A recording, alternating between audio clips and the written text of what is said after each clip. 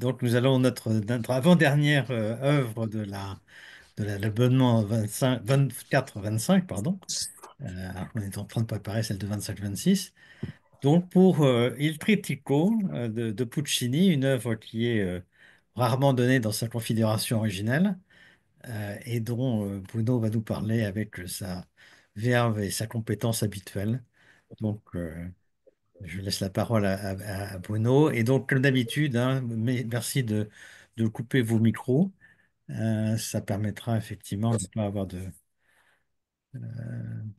difficultés pour entendre Bruno. Bruno, je vous laisse la parole.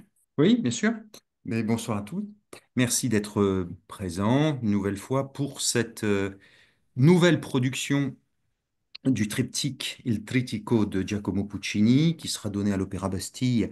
Donc à l'Opéra Bastille en avril et en mai. Vous avez une représentation de mémoire en mai. C'est une production qui est signée Christophe Loy et c'est une production, en fait, c'est une coproduction avec l'Opéra de Paris production qui a été créée au Festival de Salzbourg en 2022, en juillet 2022. Voilà. C'est la raison pour laquelle, d'ailleurs, nous avons toutes les informations sur Internet. Vous avez toutes les informations que vous souhaitez sur ce spectacle qui a marqué les esprits. Un formidable spectacle, on y reviendra.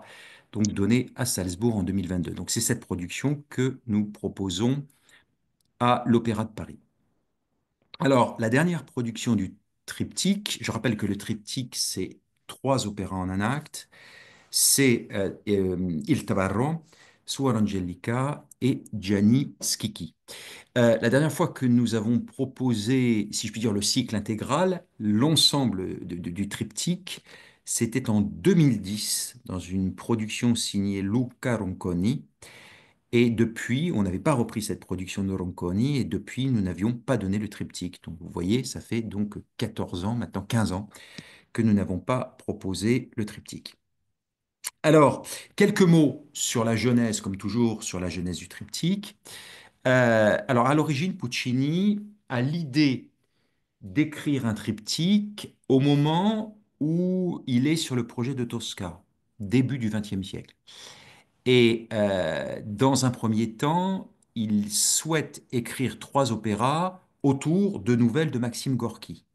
Et puis, dans un deuxième temps, il a l'idée d'écrire trois petits opéras autour de la Divine Comédie de Dante. Et donc, l'idée fait son chemin, mais en 1912, alors qu'il est à Paris, il découvre une pièce d'un certain Didier Gold, pièce française, qui s'appelle La Houppelande, pièce qui avait été créée 2 ans auparavant au Théâtre Marigny, avec succès. Et il se dit que c'est un sujet très intéressant pour pouvoir constituer le premier opus de son triptyque. Et donc, il va demander à Giuseppe Adami d'adapter donc la pièce, Giuseppe Adami qui sera d'ailleurs le librettiste de La Rondine et de Turandot, il va demander à Giuseppe Adami d'adapter la pièce de Didier Gold. Et puis, quelques temps plus tard, miracle, alors qu'il cherche vraiment le deuxième et le troisième opus, il se dit qu'est-ce que je pourrais écrire, autour de quoi je pourrais écrire mon deuxième et mon troisième opéra. Eh ben, Gioacchino Forzano, qui est donc un critique, écrivain italien, va lui faire parvenir deux livrets originaux. Le premier c'est donc Suor Angelica, et le deuxième, Gianni Schicchi. Et il se trouve que Gianni Schicchi est tiré de quelques vers de la Divine Comédie de Dante. Donc on renoue d'une certaine façon avec la Divine Comédie à laquelle Puccini avait pensé au début du projet. Donc c'est amusant. Et donc, Puccini est saisi par la puissance des livrets, la force des livrets. Il tient son deuxième, si je puis dire, et son troisième opus de sa trilogie, de son triptyque. Et donc, l'inspiration va arriver assez vite, à telle enseigne qu'en avril 1918, les trois partitions sont écrites. Et la création a lieu en décembre 1918 au Metropolitan Opera de New York. Pourquoi le Metropolitan? Pour deux raisons. La première, c'est parce que la guerre venait de se terminer en Europe, donc le contexte politique n'était pas forcément favorable à la création d'un opéra en Europe. Et puis également parce que le Metropolitan avait accueilli un merveilleux opéra de Puccini, qui est la Fanciulla del West, la Fanciulla qui avait été créée en 1910, 8 ans avant. Tout ça pour justifier le choix du Metropolitan où le triptyque est créé donc en décembre 1918. Et c'est intéressant de constater que les trois opus n'obtiennent pas le même succès dès le départ. Giannis Kiki obtient un triomphe. Euh, Il Tabarro reçoit un accueil mitigé et Suor Angelica reçoit un mauvais accueil. À telle enseigne que, à l'heure actuelle, lorsque les trois opus ne sont pas donnés en même temps, il arrive à certains théâtres, à certains opéras, de prendre Giannis Kiki et de le coupler avec un autre opéra. On l'a fait, nous, à l'Opéra de Paris, avec, par exemple, L'Heure espagnole de Ravel, mais parfois on le couple avec un opéra assez court, un opéra de Mascagni, de Leoncavallo, que sais-je. Il n'en demeure pas moins que euh, quand on extrait du triptyque un des opus, c'est généralement Gianni Kiki que l'on extrait parce que c'est le plus populaire des trois. Néanmoins, quoi qu'il en soit, on peut considérer que le type triptyque très rapidement a trouvé son public et est joué très régulièrement sur les plus grandes scènes internationales, au même titre que la Bohème, que Tosca. Ce n'est pas une œuvre qui a connu une traversée du désert quand elle est donnée dans son intégralité. Alors, de quoi ça parle? On va prendre maintenant individuellement les œuvres pour parler des arguments et parler un peu de la musique, du livret de la musique. Commençons par l'ordre voulu par Puccini. On va commencer donc par Il Tabarro. Ça se passe sur les bords de Seine, aux alentours de 1910, on va dire 1910. Et nous avons Michele et Giorgetta, qui donc sont, notamment Michele, qui est propriétaire d'une péniche et qui commerce sur la Seine, et qui est donc marié à Giorgetta. Et c'est un couple qui bat de l'aile depuis quelque temps, d'autant plus qu'on apprend que l'année précédente, ils avaient un enfant en bas âge qu'ils ont perdu. Cela n'a pas contribué à consolider le couple. En tout cas, le couple bat de l'aile. Et du coup, eh ben, Giorgetta a décidé de prendre un amant qui s'appelle Luigi et qui travaille en plus pour le compte de son mari Michele. Il est débardeur sur la péniche. Et donc, Giorgetta a décidé de retrouver nuitamment Luigi, de lui donner rendez-vous sur la péniche et le signal sera une allumette craquée. Giorgetta craquera une allumette et Luigi saura qu'il doit venir la retrouver. Sauf que la tragédie veut que Michele, qui est sur le pont du bateau, décide de fumer une pipe, allume une allumette et Luigi pense que c'est le signal convenu et tombe, bien évidemment, nez à nez avec Michele, qui depuis un certain temps en plus, je vais assez vite sur l'argument, se doutait de quelque chose, non pas par rapport à Luigi, mais il sentait sa femme de plus en plus distante et il intuitait que sa femme avait un amant. À partir du moment où il voit Luigi, il comprend que Luigi est l'amant de sa femme. S'ensuit une bagarre entre les deux et finalement, Michele prend le dessus, étrangle Luigi et le cache, le recouvre de son manteau, de sa houppelande, d'où le titre de l'opéra, la houppelande. Giorgetta sort sur le pont, voit son mari, ne comprend pas pourquoi il tient quelque chose contre lui. Le mari prend sa femme et met le nez de sa femme sur le corps de son amant qui est mort. Et Giorgetta pousse un cri strident de désespoir. euh, et c'est la fin d'Il Tabarro de Puccini. Alors, ce qui est toujours intéressant quand on regarde un peu le sujet de la pièce et de le replacer dans le contexte de l'époque. Nous sommes en 1910-1912, au moment où la Houppelande est créée au Théâtre Marini, et 1912 lorsque Puccini découvre la pièce. Et nous sommes dans un contexte qui est plutôt un contexte que l'on va qualifier de naturaliste, dans l'héritage de Zola en littérature. Et puis également, au niveau de l'opéra, on a tout ce courant de la jeune école italienne, l'école vériste, qui s'est développée, dont on considère d'ailleurs que Puccini est un peu le chef de file. Et ce qui a sans doute saisi euh, Puccini, c'est la dimension justement naturaliste de la pièce de Didier Gold. À la fois naturaliste et grand guignolesque. Le théâtre du Grand Guignol, à l'époque, proposait quoi? Proposait des sujets qui étaient souvent sanguinolents et morbides.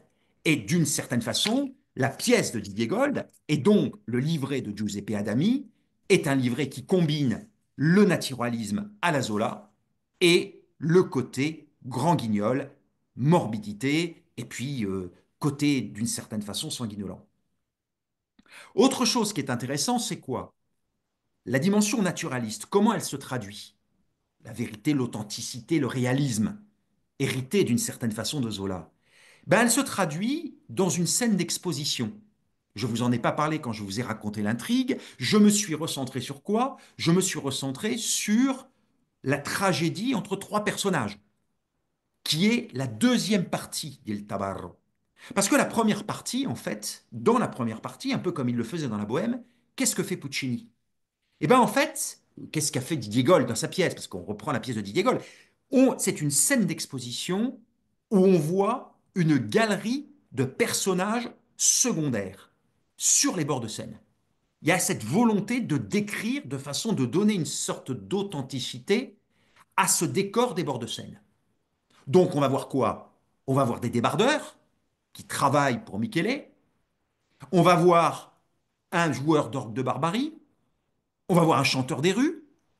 On va avoir deux personnages qui vont également se dessiner. Lui, il Tinka, qui travaille pour Michele, qui est alcoolique.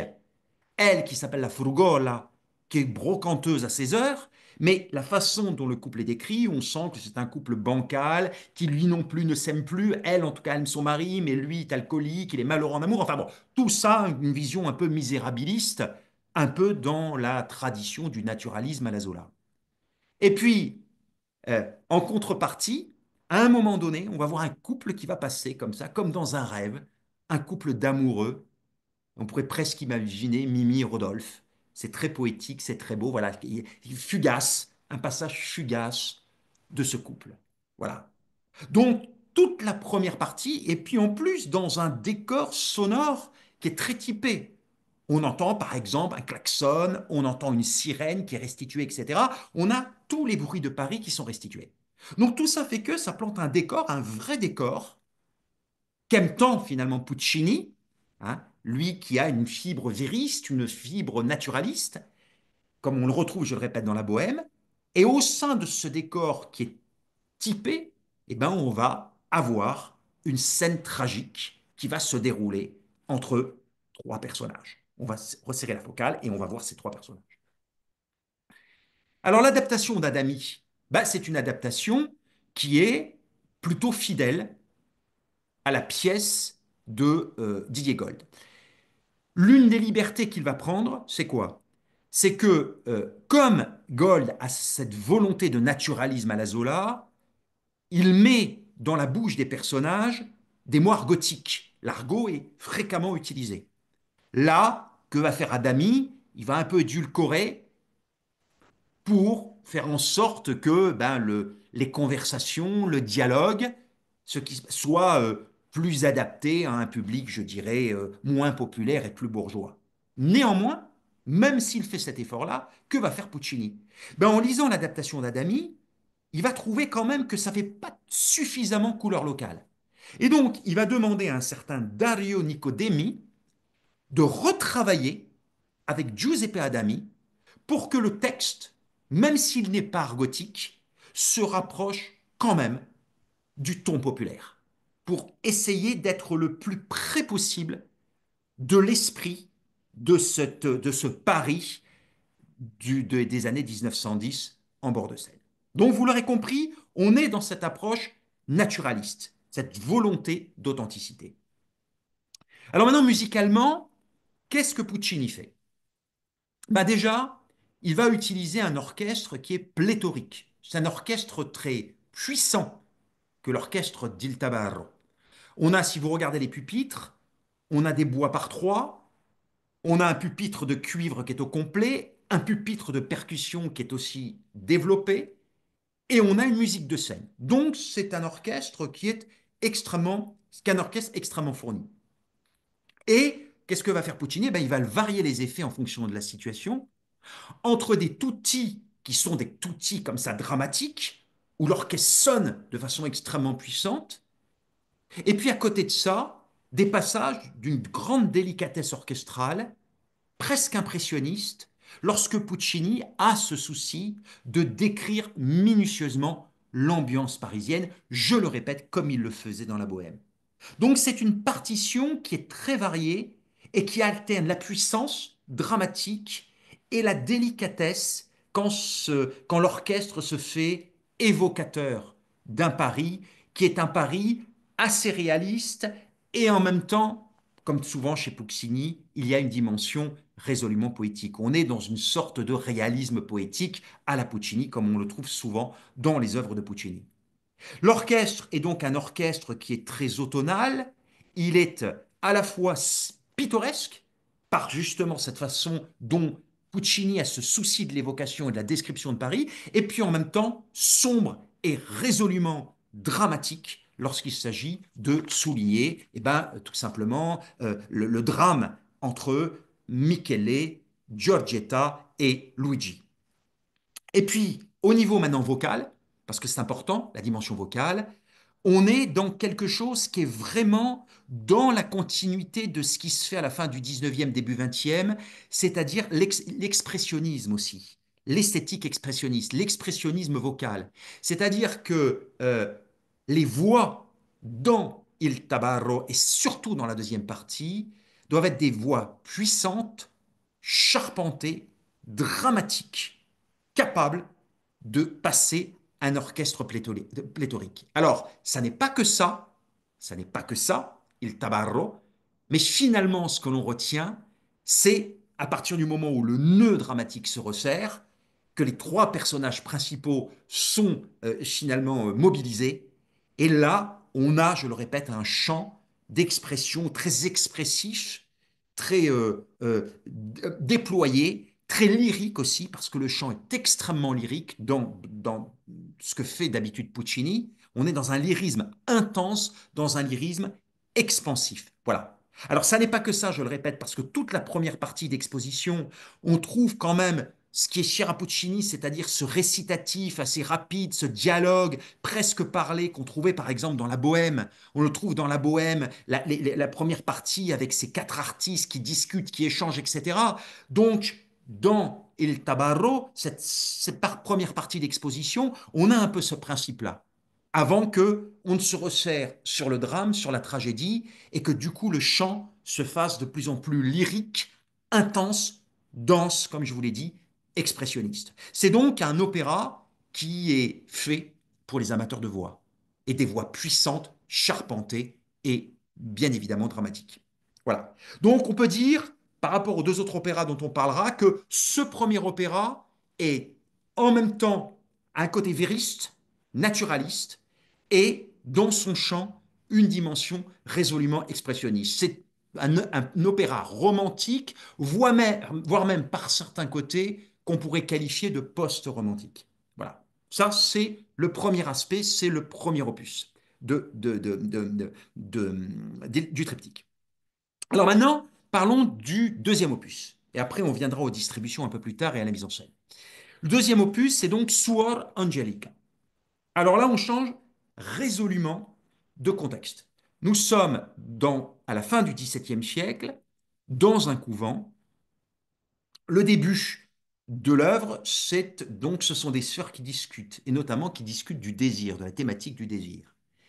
Ils font acte de contrition, elles ont péché parce qu'elles ont désiré, etc. Enfin voilà, cette première partie est un peu autour du rituel monastique, si je puis dire, une sorte de rituel monastique.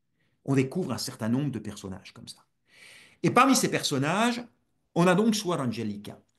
Et Suor Angelica, quand on lui demande ce qu'elle désire, elle prétend qu'elle ne désire rien, et on découvre très rapidement qu'en fait, ce n'est pas vrai. Pourquoi? Elle désire quoi? Ben, on découvre que c'est une femme qui appartient à l'aristocratie italienne et qu'elle a été placée au couvent quelques années auparavant. Pourquoi? Parce qu'elle a eu un enfant hors mariage.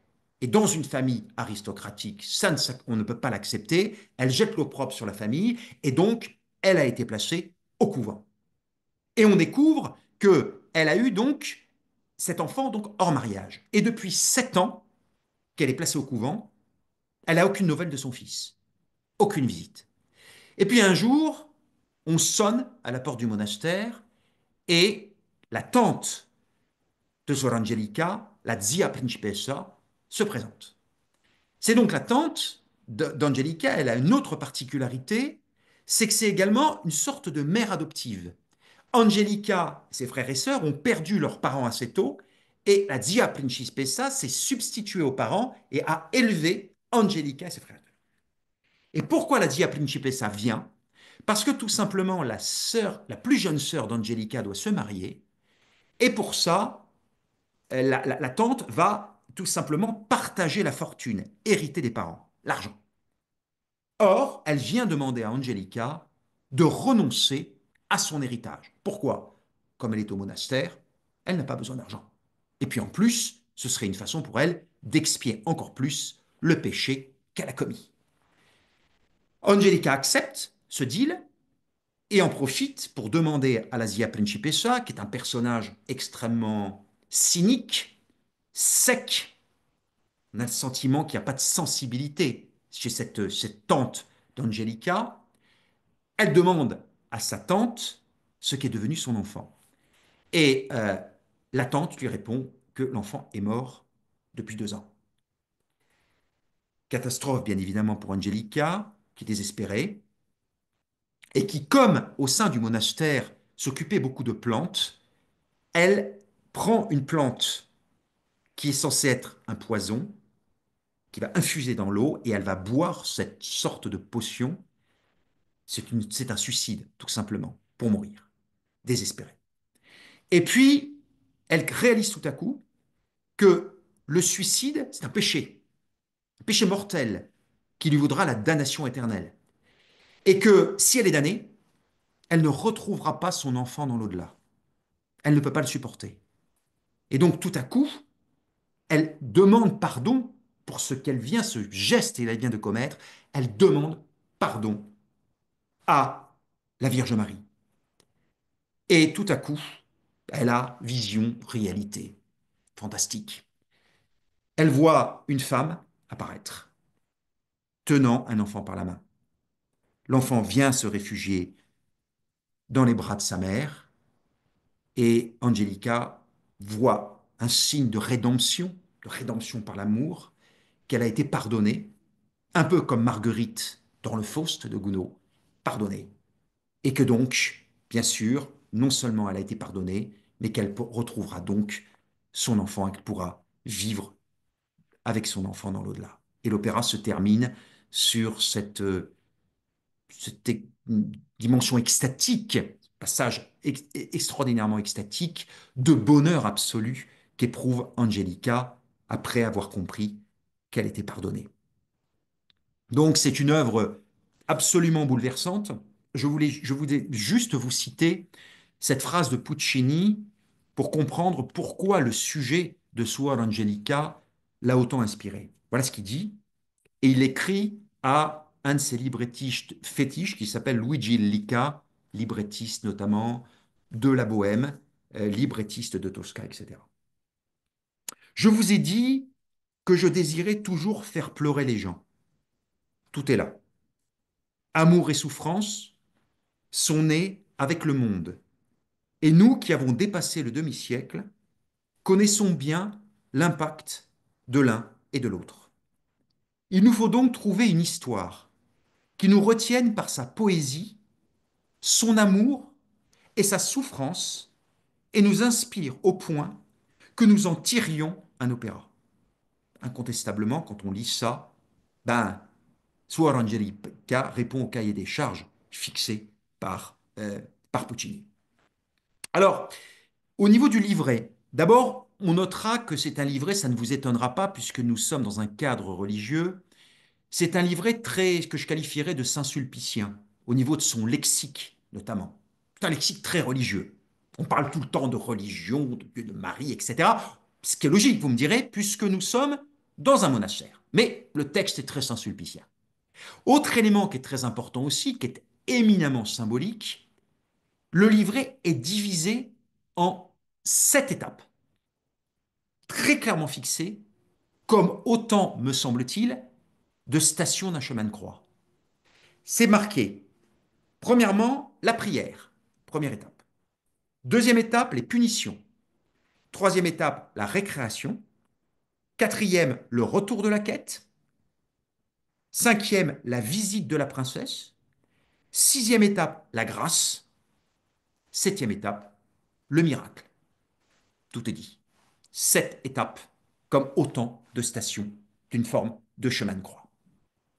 Alors, comme je vous l'ai dit, il y a d'abord une scène d'exposition, ou un peu le rituel monastique, et puis ensuite, progressivement, on se recentre, un peu comme finalement il Tabarro. Il y avait une scène d'exposition, ensuite on se recentre sur l'intrigue centrale, sur le drame. Ben là, c'est la même chose. Scène d'exposition avec toutes les sœurs, et puis ensuite, progressivement, on se recentre d'abord sur la Zia Principessa et sur Suor Angelica, et ensuite sur Suor Angelica, qui a un long monologue en 3 parties, tout à fait bouleversant, jusqu'au final extatique. Autre élément qui est très intéressant aussi dans Suor Angelica, si on creuse un peu, c'est les différentes thématiques abordées. Pourquoi je souligne ça? C'est que on a trouvé pourquoi l'œuvre est aussi peu populaire parmi les trois. Beaucoup de critiques ont critiqué le côté justement saint-sulpicien de l'ouvrage. Le côté un peu comme ça, bondieuserie, sentimentalité, ce qu'on reproche souvent à Puccini. Or, ce qui est très intéressant, quand on regarde le livret de Giovacchino Forzano, et on en reparlera aussi pour Gianni Schicchi parce que c'est la même chose, c'est que le regard que porte le librettiste n'est pas un regard anodin. Ça n'est pas un regard plat. C'est même un regard politique. Il y a une dimension, sinon insolite, insolite du moins provocatrice, sur différents aspects, différents thèmes qui sont abordés. Le premier thème qui est très fort, c'est la force du désir. Eh oui, tout au début, on parle de désir. On est dans un monastère. Et les sœurs n'hésitent pas à parler de leurs désirs plus ou moins refoulés. Après, il y a la confession, mais elles parlent de leurs désirs. Il y en a une qui dit qu'elle est gourmande, l'autre qui rêve, qui était bergère, qui rêve de retourner à sa bergerie, d'avoir un petit mouton qu'elle pourrait câliner, etc., etc. On est dans l'expression du désir, ce qui est déjà une thématique très forte au sein d'un couvent. Première grande thématique. La deuxième thématique, c'est la solitude profonde et désespérée, celle dont témoigne Angelica. Elle n'est pas heureuse. Dans le couvent, on pourrait imaginer que ses sœurs sont heureuses, épanouies, elles sont en connexion avec Dieu. Angelica a une blessure intérieure. Cette blessure, elle n'arrive pas à la gérer et elle n'arrive pas à la cautériser. Quand bien même, elle serait dans un couvent au contact, par la prière, au contact de Dieu. Ça, c'est très fort aussi.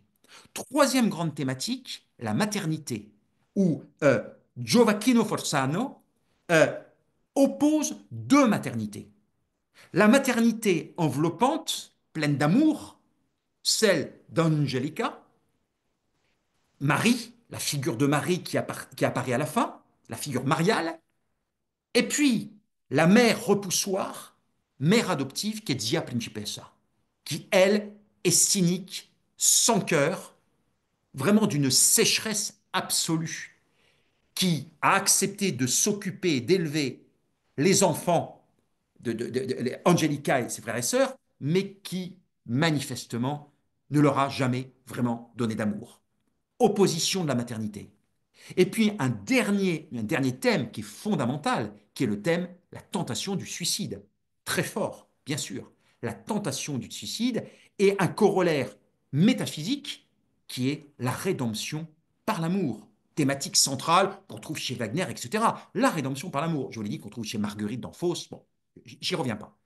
Donc vous voyez que toutes ces thématiques qui s'entremêlent donnent une grande force finalement au livret, une force plus grande qu'on ne veut bien le dire. Ça n'est pas seulement une bondieuserie, mais il y a des enjeux, je le répète, qui sont des enjeux politiques, des enjeux métaphysiques qui sont moraux, métaphysiques qui sont extrêmement forts.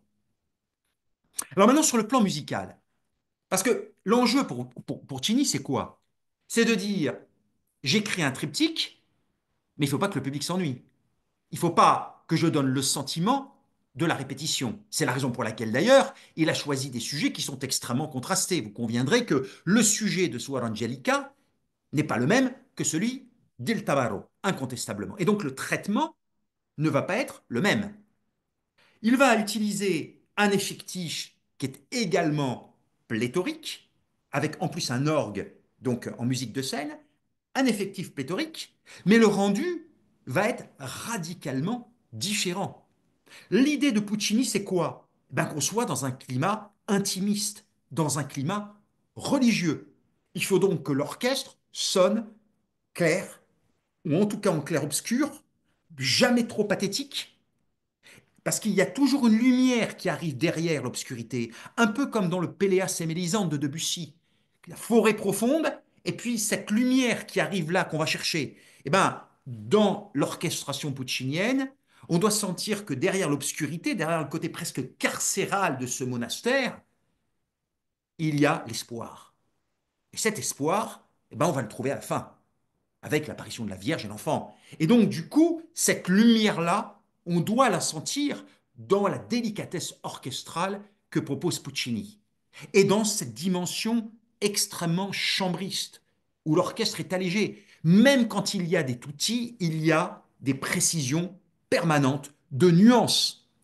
Et également aussi, les cordes notamment et les corps sont fréquemment pourvus de sourdines pour tout simplement atténuer aussi le son.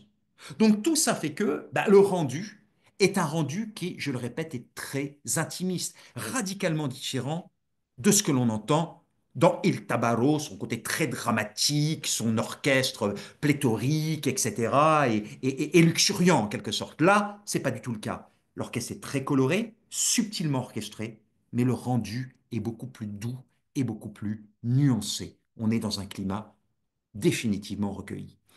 Et donc le chant, il est en conséquence, il faut trouver l'équilibre entre l'orchestre et la voix. Vous imaginez bien que dans Suor Angelica, on n'est pas dans le chant expressionniste déployé comme on l'entend dans Il Tabarro. Pas du tout. On est dans quelque chose, alors une palette qui est très expressive, hein, qui va aller de la prière. Il y a une prière notamment avec chœur qui est confiée au chœur, qui est absolument magnifique, hymne.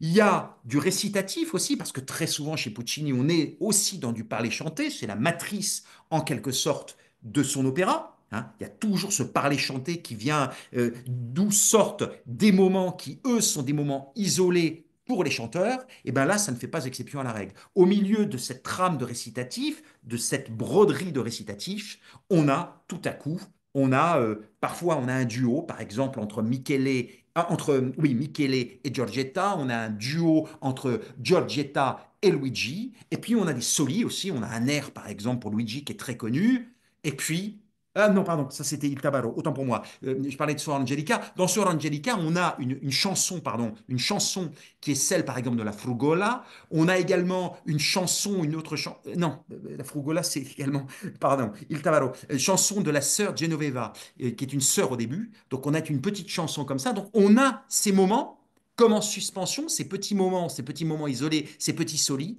Et puis on a surtout cet immense monologue de Suor Angelica, immense, qui constitue en trois parties, qui fait toute la dernière partie de l'œuvre. C'est après le duo avec la Zia Principessa, on a ce grand, grand, grand monologue merveilleux en trois étapes, là encore, qui était éminemment symbolique, hein, comme dans une station, le 3 étant éminemment symbolique et religieux, en trois étapes, qui va jusqu'à la dimension extatique du final, et le final de Suor Angelica. Voilà. Donc, c'est une œuvre bouleversante, d'un lyrisme qui est un lyrisme qui n'est pas le lyrisme, je le répète, expansif que l'on peut entendre dans Il Tabarro, mais un lyrisme qui est beaucoup plus contenu. C'est un lyrisme, comme dirait l'autre, à fleur de peau, un lyrisme à fleur d'âme, un lyrisme qui est d'autant plus fort, d'autant plus prégnant qu'il est éminemment, qu'il est authentique, qu'il est sincère, qu'il est d'une certaine façon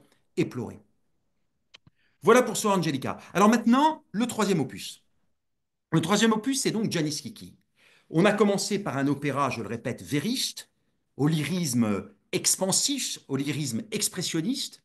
On continue avec une œuvre intimiste, religieuse, avec un lyrisme comme ça qui est tourné vers l'intérieur, un lyrisme presque éploré, mais un lyrisme en même temps contenu. Et puis, on arrive à Giannis Kiki, qui est une comédie. Nous sommes en 1299, nous sommes à Florence, et il y a la famille Donati qui est réunie. Pourquoi la famille Donati est réunie? Parce que leur ancêtre, le vieux de la famille, Buoso Donati, vient de mourir. Il vient de mourir et le bruit court au sein de la famille qu'il a laissé un héritage entièrement aux moines, ce que la famille ne supporte pas. Et donc, la première chose qu'on va essayer de faire, c'est de trouver de trouver le testament, d'essayer de savoir s'il y a un testament et si oui, où est-il? Où l'a-t-il caché? Et au bout d'un moment, bah, c'est Rinuccio qui trouve le testament. C'est un jeune garçon de la famille des Donati et il trouve le testament et il pense que le meilleur moyen de contourner ce testament, de trouver une solution pour faire en sorte que l'héritage revienne à la famille Donati et non pas aux moines, c'est de faire appel au voisin Giannis Kiki, qui est un paysan. Les Donati, qui sont des bourgeois de Florence, ne veulent pas entendre parler de Giannis Kiki parce qu'ils ont un profond mépris pour lui, un mépris de classe. Et puis également, ils ne veulent pas en entendre parler parce qu'il se trouve que Rinuccio est amoureux de la fille de Giannis Kiki, Lauretta. Et les Donati ne veulent pas de cette mésalliance entre leur Rinuccio et Lauretta. Mais Rinuccio les convainc. Il faut appeler Giannis Kiki. Gianni arrive, il hésite, il fait lambiner la famille, il veut se venger un peu, hein, une petite vengeance normale vis-à-vis du mépris que les Donati éprouvent pour lui. Il tâtonne, il dit ah, le testament est inattaquable, on fera rien, il se fait prier. Et puis là, Lauretta, sa fille, lui dit papa, je t'en prie, aide-nous à sortir de l'impasse. Et Skiki a une idée, il dit mais est-ce que la mort a été annoncée? Non. Eh bien, qu'est-ce que je vais faire? Je vais contrefaire la voix de Buoso Donati, je vais prendre la place du mort et je vais ensuite rédiger un testament qui sera en votre faveur. Ah, super idée, d'autant plus qu'entre-temps, le médecin arrive, les prendre court, donc Skiki doit précipitamment se mettre dans le lit du mort, fermer le rideau, on teste, le médecin ne voit que du feu, il pense que c'est vraiment Buoso Donati qui est de l'autre côté, ça marche, ça prouve bien que Skiki est capable de contrefaire la voix du mort. Et donc, ensuite, on appelle le notaire et ses deux assistants, et là, bien sûr, tous les membres de la famille se sont rapprochés avant l'arrivée du notaire, de Giannis Kiki pour le convaincre qui de lui donner le moulin, parce qu'il y a trois choses en héritage qui sont très importantes, la maison, le moulin et l'âne. Alors chacun essaie de militer pour son propre intérêt. Moi je veux la maison, moi je veux l'âne, etc., etc. Et ce qui leur dit, ne vous inquiétez pas, vous serez largement, voilà, vous aurez largement de quoi dans l'héritage. Tout le monde fait confiance en Skiki, et donc le notaire arrive avec ses deux assistants. Et là, bien évidemment, que se passe-t-il? Dans un premier temps, ce qui ne compte pas dans l'héritage, il le distribue de façon équitable à l'ensemble de la famille. Et quand arrive eh ben, l'essentiel de l'héritage, c'est-à-dire la maison, l'âne et le moulin, il se les attribue à lui-même. Giannis Kiki se les attribue.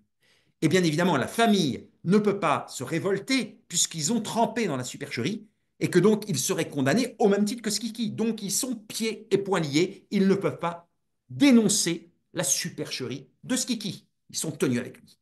Et donc ils s'attribuent la fortune, le notaire part, la famille essaie d'étrangler Skiki, il y a du furia dans la maison, et finalement Skiki chasse tous les membres de la famille parce que désormais il est propriétaire de la maison dans laquelle ils sont, puisqu'il se l'est attribué.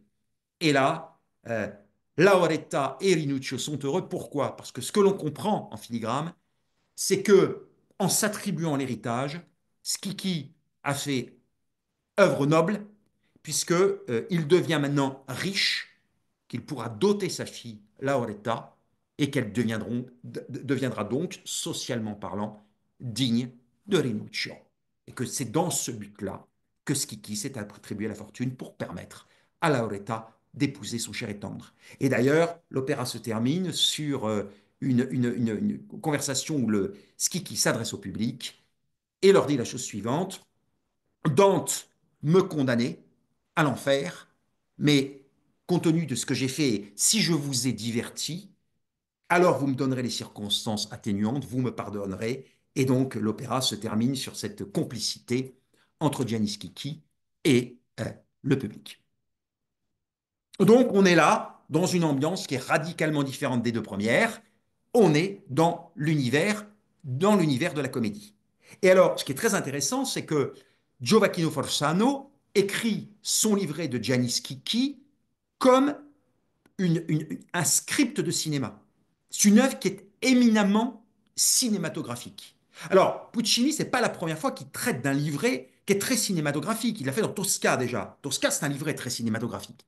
Mais là, la façon dont le livret de Schicchi est écrit, c'est extrêmement cinématographique. C'est une succession de petites scènes brèves, contrastées, et qui imprime le rythme, en quelque sorte, le rythme de la comédie. Et en plus de ça, en quoi c'est un script? Ben parce que si on regarde le livret, il y a des tas de didascalies. C'est-à-dire que Forzano s'est efforcé de décrire l'endroit, de décrire les personnages, les mouvements, etc. On est vraiment dans une approche de script de cinéma. Donc ça, c'est déjà intéressant de voir combien le script de Forzano est visuel. Or, on sait combien Puccini adore les scripts qui provoquent des images. Pourquoi? Parce que eh ben, c'est un compositeur qui est un compositeur dont la musique est évocatrice. Je l'ai dit dans Il Tabarro, cette capacité à décrire un univers, musicalement parlant. Donc là, ben, ne serait-ce que par la façon, la qualité, l'habileté de l'écriture, le rythme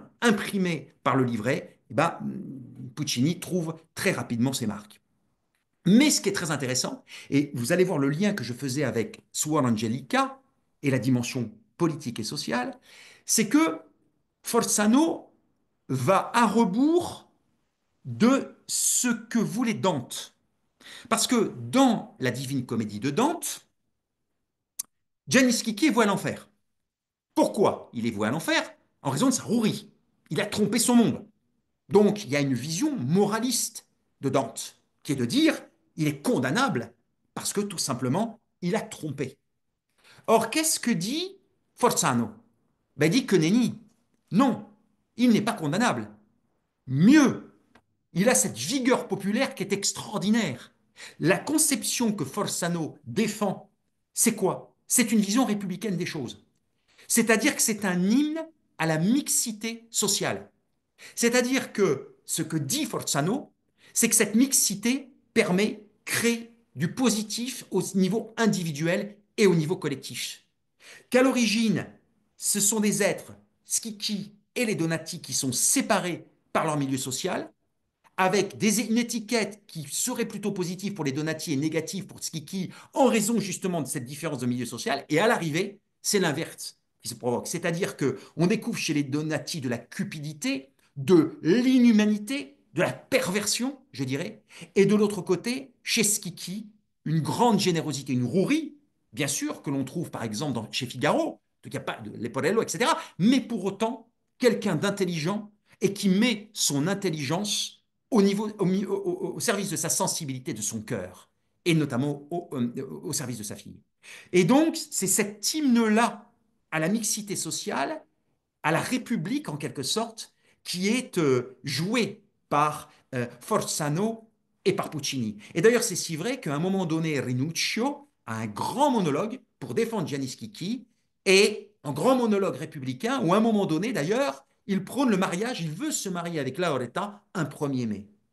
Tout est dit, éminemment symbolique. Voilà. Donc c'est très intéressant de voir comment le regard de Forzano nous pousse, nous, public, à changer notre regard sur Gianni Schicchi. Et donc, du coup, eh ben, le final est tout à fait logique lorsque Schicchi s'adresse au public. Le public est bien évidemment déjà conquis par le personnage de Schicchi. Alors, musicalement parlant, qu'est-ce que ça donne? Bah, c'est logique que on ne soit pas dans la même approche que le premier opéra et que le deuxième opéra. Il faut que Puccini essaie de trouver un climat, une atmosphère qui soit radicalement différente des deux autres. Et là, c'est simple. Pourquoi? Parce que toute son imagination musicale va être au service du théâtre. Ce que j'ai dit, l'évocation, l'expressivité théâtrale. Donc, Puccini, il va encore utiliser cet effectif orchestral dont il dispose, faire varier à l'infini, mais tout est au service du théâtre. Donc, il n'y a pas le souci chez lui de proposer, comme il le fait dans les deux autres opéras, de proposer une musique plutôt onctueuse, une musique qui peut s'avérer sensuelle, une musique chaude. Non, pas du tout. Lyrique. Ça, c'est le Puccini du premier et du deuxième opus. Dans le troisième opus, je rappelle, l'œuvre, elle est quoi? Elle est acide, hein, elle est satirique, elle est glaçante. Et donc, du coup, les personnages sont inhumains. La plupart des personnages sont inhumains. Et donc, il faut traduire ça en musique. Donc, son orchestre, il est froid, il est glaçant, il est acide, il est métallique. Et puis, en plus de ça, il travaille sur des rythmes ostinato, des rythmes répétitifs, des rythmes entraînants et répétitifs, une sorte de mécanique du rire, mais qui est en même temps une énorme satire, parce que ça va au-delà. C'est une comédie de mœurs, en fait. Giannis Kiki, c'est une comédie de mœurs, mais une comédie de mœurs grinçante, satirique, alors qu'il n'est pas que ça, puisque Schicchi élève le débat, et puis Lauretta et Rinuccio élèvent également le débat, mais globalement, quand même, c'est ce que l'on pourrait appeler un jeu de massacre, et musicalement parlant, Puccini traduit merveilleusement bien cet immense jeu de massacre qu'est Schicchi. Avec bien sûr aussi ce sens du décalage, parce que pour provoquer le rire, comme le fait si bien Ravel par exemple dans l'heure espagnole, cet art aussi de l'instrumentation, de travailler sur les sonorités instrumentales, sur les rythmes, sur le décalage, pour bien sûr provoquer le sourire, le rire franc ou le rire grinçant. Alors après, bah, vocalement parlant, bah, c'est logique que on ne soit pas du tout dans le lyrique. C'est une œuvre anti-lyrique, sauf au moment où Puccini traduit l'amour. Donc, Lauretta et Rinuccio. Là, duo merveilleux, on retrouve l'esprit de Falstaff de Verdi, même chose. Dans Falstaff de Verdi, seuls les amants ont des pages qui sont lyriques. Tout le reste, ça n'est pas vraiment lyrique finalement. Ben, c'est normal, parce que en fait, le fond et la forme sont étroitement imbriqués. Quand je parle d'amour, ben, c'est ce que fait Wagner par exemple, disait dans Valkyrie, c'est la même chose. Sensibilité italienne, lyrisme, mélodie, etc. Quand je parle d'anti-amour, et une grande partie de Janis Kiki c'est ça, eh ben, je suis dans une approche anti-lyrique. Et donc, je suis dans un parlare cantando permanent, qu'adore Puccini aussi, ce qu'on appelle le parlare cantando, très vif, très dynamique, mais pas lyrique. Et puis, tout à coup, comme je le disais, il y a des parenthèses de lyrisme quand on a affaire à Lauretta et à Rinuccio. Et puis aussi, bien sûr, il travaille sur le texte, sur les mots, Forzano, les onomatopées, les mots répétés, etc. Il faut que le comique naisse aussi des mots qui sont utilisés, de la façon dont ils sont employés et dont ils sont répétés.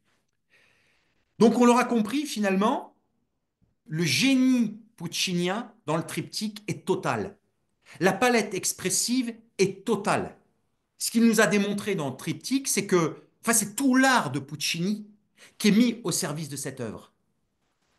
L'héritage post-romantique, dans un premier temps, expressionniste, si je puis dire, simplifie, mais un peu, expressionniste, naturaliste, vériste, post-romantique, etc. Deuxième, le religieux, et Dieu sait si Puccini est admirable dans ce domaine. Le religieux qu'on trouvait dans Tosca, par exemple, hein, le religieux était éminemment présent. Le religieux, et puis le troisième, la comédie.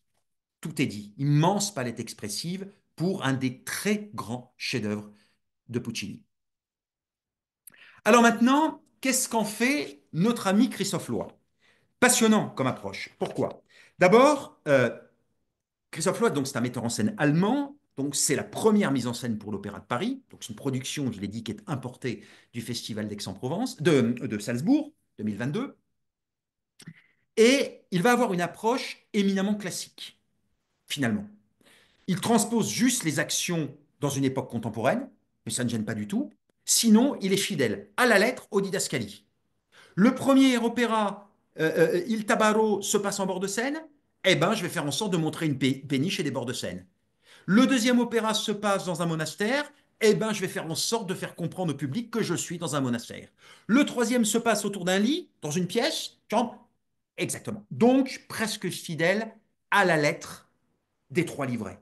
Ce qui fait que c'est une mise en scène pour tout public parce que très rapidement, on entre dans ces différents univers. Il n'y a pas de barrage, il n'y a pas de blocage, de compréhension ou de nécessité de compréhension subliminale. Il y a quelque chose, une immédiateté dans la mise en scène de Christophe Loy, qui est une mise en scène en plus d'une très grande élégance.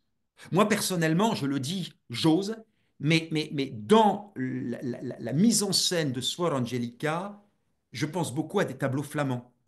Et vraiment dans cet esprit, dans ce clair-obscur, dans ces tonalités, ces couleurs, j'ai parfois l'impression de voir du Vermeer. Je peux me tromper, mais moi, sur certains tableaux, j'ai le sentiment de voir des tableaux de Vermeer. En tout cas, il y a une très grande beauté plastique dans le tableau, notamment de Suor Angelica, très grande beauté plastique. Donc, d'un point de vue esthétique, c'est vraiment immédiatement perceptible, très facile de compréhension, avec une très grande intelligence dramaturgique. Mais il y a une grande originalité dans sa mise en scène. C'est qu'il a réorganisé les œuvres. Il commence par la comédie, Gianni Schicchi, continue avec Il Tabarro et termine par Suor Angelica. Alors la question, c'est qu'est-ce qu'apporte cette réorganisation des trois œuvres? Ben, en fait, elle apporte deux choses. Il y a deux intentions qui sont défendues par Christophe Loy. La première, d'un point de vue dramaturgique. Je vous ai dit au début que Puccini avait pensé adapter l'œuvre de Dante, la Divine Comédie de Dante. Et dans la Divine Comédie de Dante, on passe de l'enfer au paradis en passant par le purgatoire. Et ce que dit Christophe Loy, d'une certaine façon, on a l'enfer de la comédie satirique, inhumaine, personnage inhumain finalement, une grande perversion. C'est donc la satire de Gianni Schicchi. On passe par un mode transitoire, Il Tabarro, où les personnages sont un peu perdus comme ça, sont des écorchés vifs en mal d'amour, entre ciel et enfer d'une certaine façon.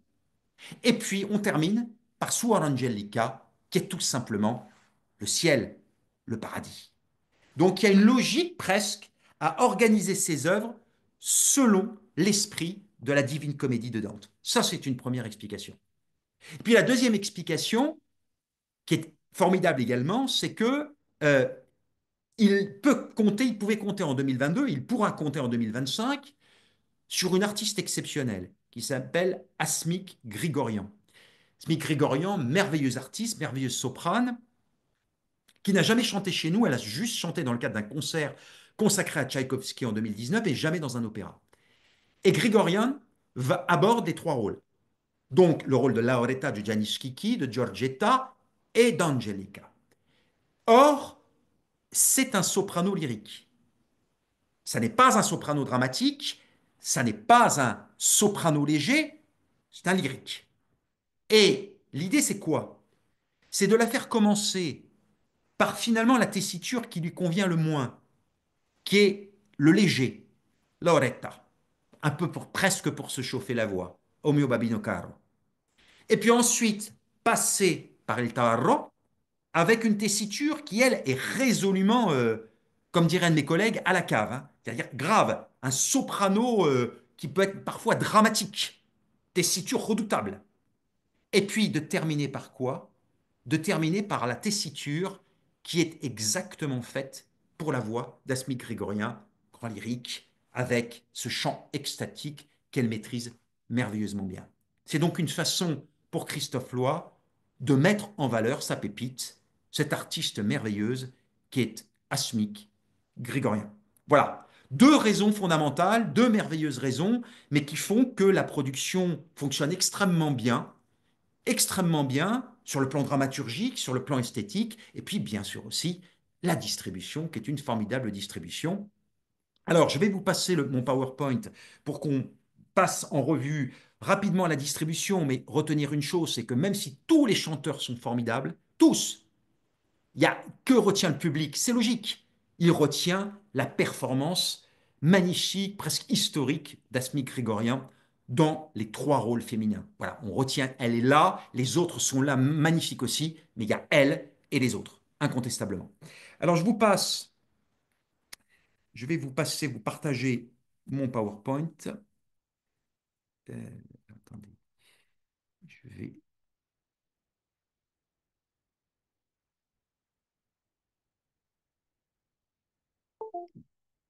je vais d'abord, pardon,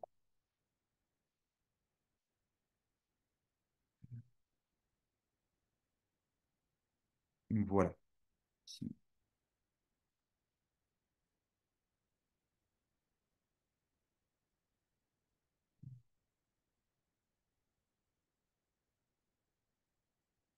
j'arrête le partage parce que je vais d'abord mettre, pardon, le document. Voilà, ici. Là. Voilà. On va partager.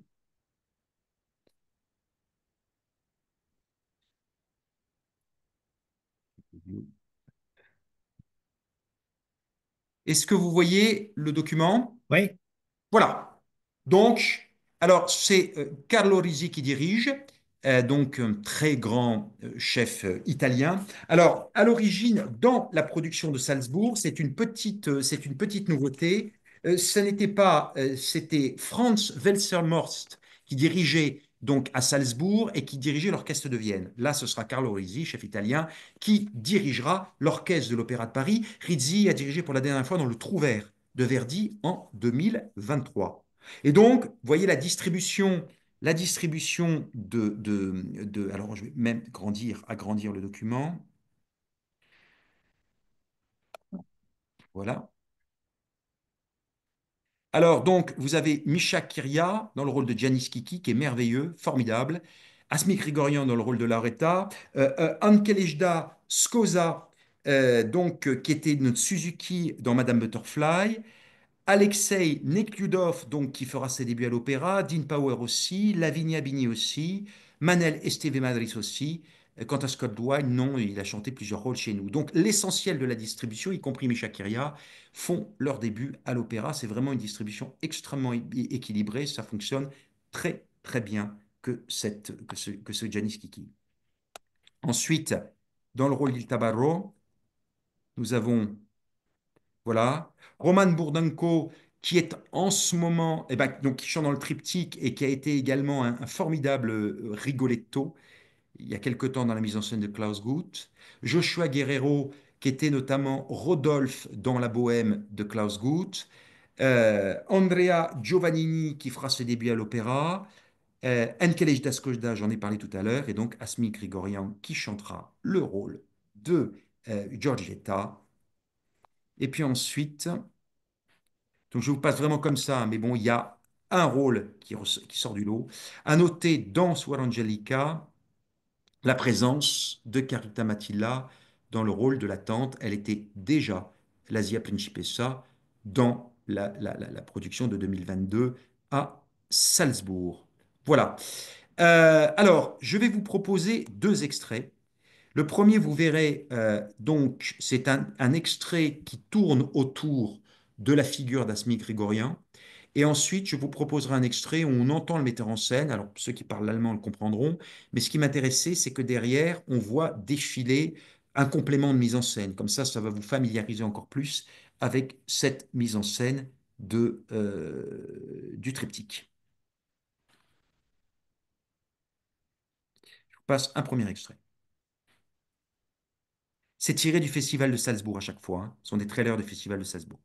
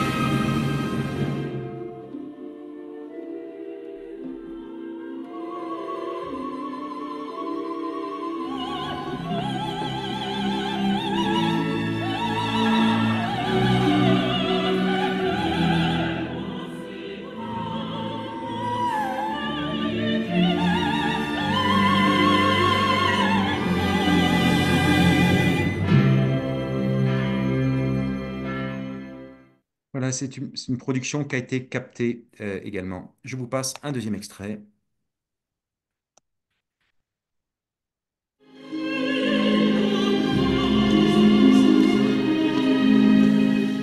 Also ich empfinde so doch sehr stark die Unterschiedlichkeit der drei Stücke und wir haben auch sehr darauf aufgebaut, dass es drei verschiedene Atmosphären sind, auch drei erstmal sehr verschiedene Lebensstationen und da kommen wir vielleicht zu dem Punkt, wo ich denke, es könnte eine Verbindung sein, die aber für mich wirklich sehr, sehr tief verschüttet ist und die auch nicht zu offensichtlich sein soll.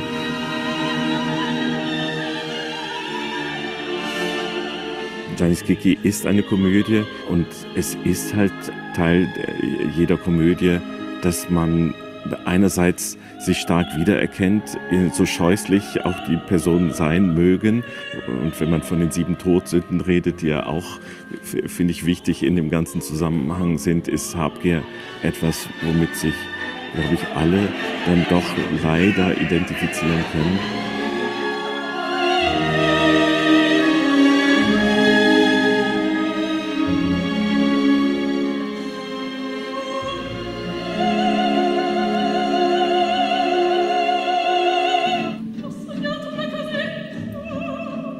Tabarro ist für mich auf der Oberfläche natürlich so diese Kriminalgeschichte, die erinnert an dieses neblige Paris, was man von Georges Simenon Romanen oder eben so seinem Kommissar Maigret kennt. Aber für mich ist sozusagen das Kolportagehafte der Handlung nicht das Wesentliche, sondern mehr die Sehnsucht, die Hauptfiguren aussprechen von dem, was sie im Leben entweder verloren haben oder was sie noch einmal anpeilen als ein mögliches Glück der Zukunft.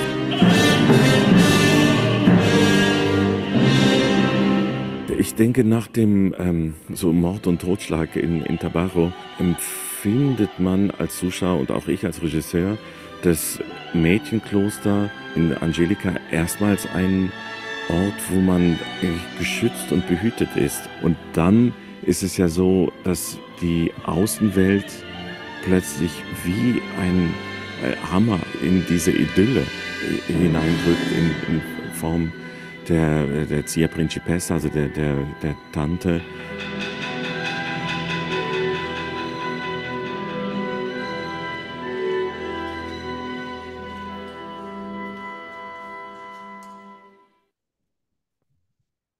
Voilà, magnifique. Que cette production du triptyque dans la mise en scène de Christophe Loy.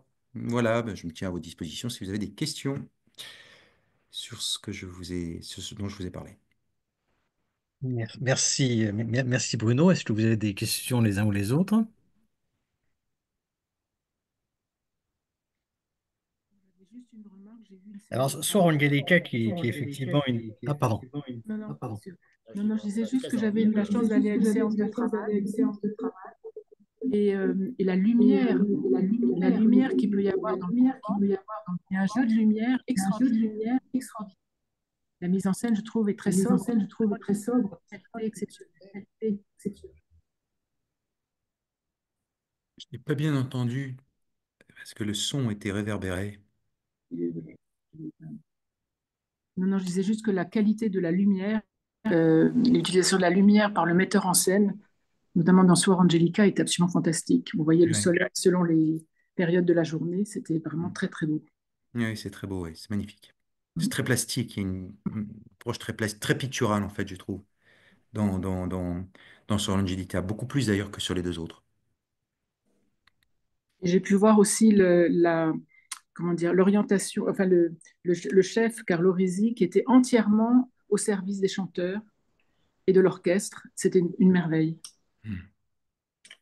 C'est un excellent chef, Rizzi, hein. Excellent chef. Excellent chef, très bon chef. Mm. Et c'est vrai. Rizzi, en fait, c'est un chef.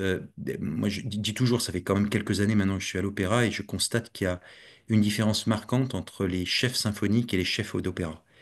Et parfois, on commet l'erreur de demander à des chefs symphoniques de diriger de l'opéra, ce qui n'est pas le même métier. Et être chef d'opéra, c'est d'abord et avant tout travailler à une balance entre l'orchestre et les chanteurs, travailler avec les chanteurs, trouver cet équilibre qui est parfois difficile à trouver, surtout à Bastille, qui est un immense vaisseau. Et c'est là où on repère tout de suite dans les séances de travail, vous en parliez d'Arizy, mais c'est là où vous repérez tout de suite les chefs qui ont cette préoccupation-là du chanteur avec tout ce que ça implique. Capital. Et notamment dans Soir Angelica, il y a le chœur, et il arrive, le chœur de Oui. scène, il arrive à régler, mais avec une précision incroyable, à la fois comment dire, le son de la cloche, ni trop fort, et puis le chœur. Enfin, c'est un travail incroyable, et Mhm. il est entièrement effectivement, au service du chant et de l'orchestre. Ce que disait, il y avait une artiste que j'adorais, qui est morte il y a quelques années, Christa Ludwig, très grande méso-allemande. Et Ludwig disait qu'elle adorait travailler avec pas Bernstein, avec Karajan, parce que elle disait, il nous offrait toujours un tapis sonore qui était extrêmement favorable pour les voix. Ce souci permanent qu'avait le chef de diriger en tenant compte des spécificités, des contraintes de la voix. Voilà. Et ça, ce tapis sonore, j'aime bien cette expression de Ludwig, mais ça voulait dire ce que ça voulait dire, un tapis sonore. Voilà. C'est admirable.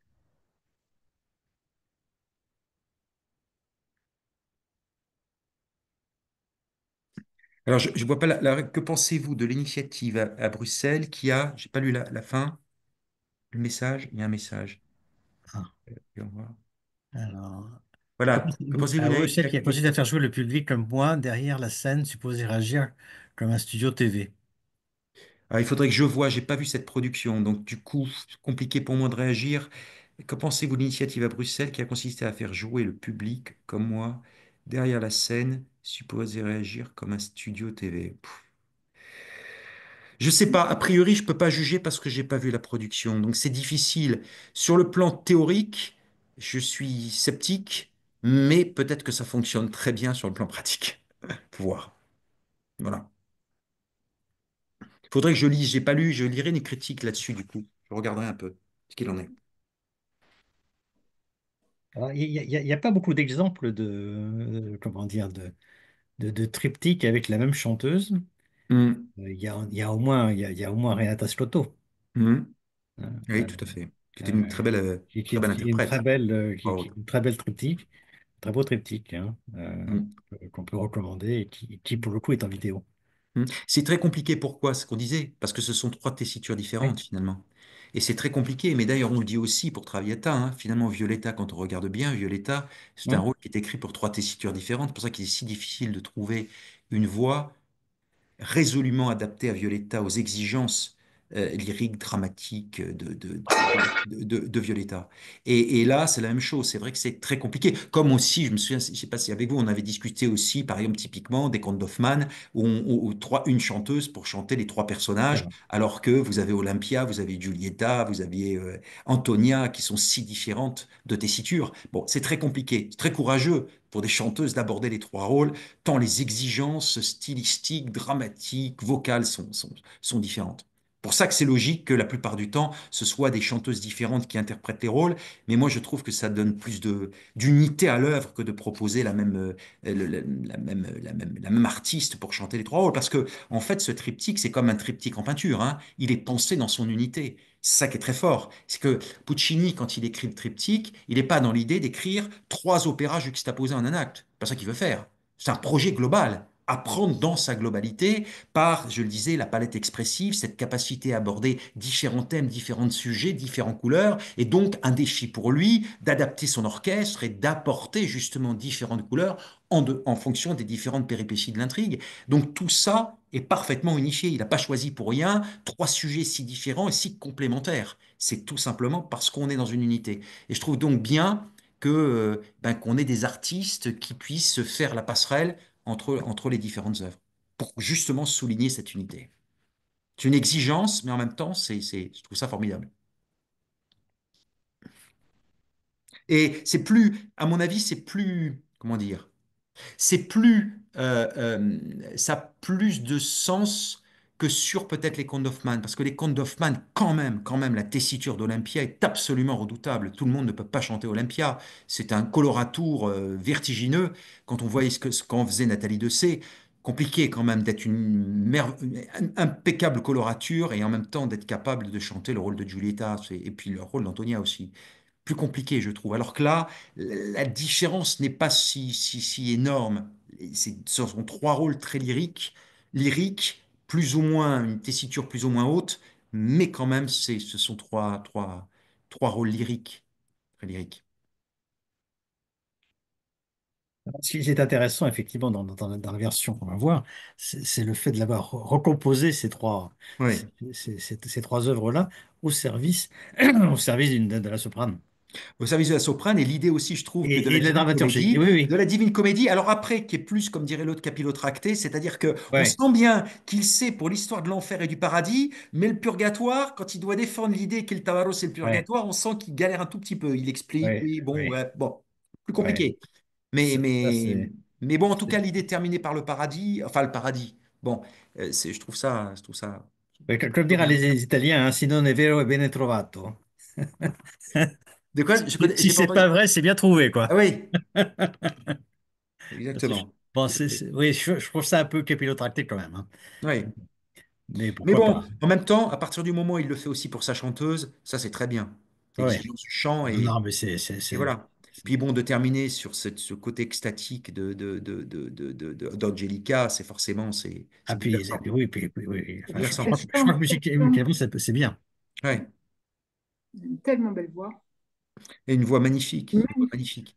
Puis c'est une voix magnifique, c'est une voix théâtrale, c'est-à-dire que c'est en même temps aussi, elle interprète. Elle est pas uniquement dans le contrôle de la ligne, comme beaucoup de chanteuses. Elle est dans l'interprétation. Ça, c'est très comme l'était Calas, par exemple, qui était immense justement à cause de ça, parce que Calas portait tout un univers avec elle, et toutes les chanteuses ne le font pas.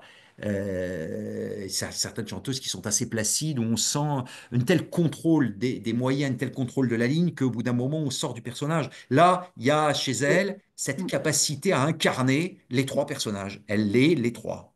Voilà. Ça, c'est magnifique. Ouais. Non, ils ont trouvé la perle rare. Pour le Et- triptyque, ils ont trouvé et- la perle rare, hein. C'est évident, hein. On espère qu'elle sera réinvitée à l'Opéra de Paris. Oh oui, oui, oui, je l'espère aussi. J'espère aussi. Pas de raison. Pas de raison. Hmm. Très bien. Bah, écoutez, merci à tous, sauf si vous aviez encore les uns les autres une question absolument qui vous brûle les lèvres. Autrement, on va remercier Bruno, qu'on va retrouver, on a dit quoi, le 26, c'est ça, le lundi Oui, c'est ça. 26 mai pour Manon. Hmm. Donc, notez ça dans vos agendas. Ça vient juste d'être décidé il y a une heure. Donc, voilà, vous avez l'information hot of the press.